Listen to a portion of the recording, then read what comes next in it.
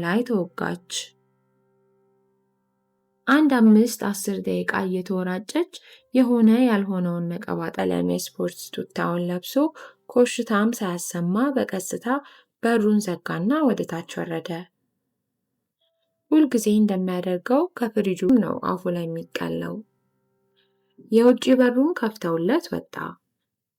መንገዱ ባዶ ስለነበር ከአሮጌው አቧራ አካባቢ ነው።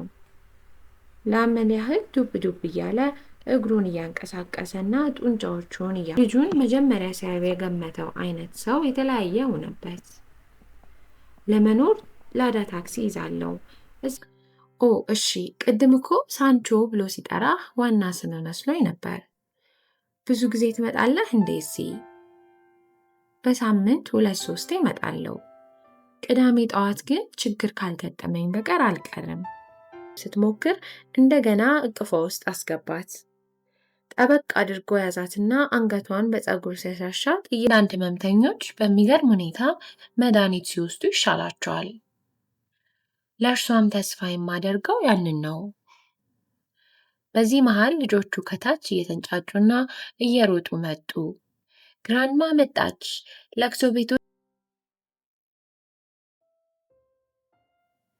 ሌላ ሰው ክፍል 2 ይህንን ይመስላል። ቀጣይ ክፍል እንዲደርሱ ሰብስክራይብ ያድርጉ፣ ላይክ እና ሼር በማድረግ ለሌሎች ያካፍሉ።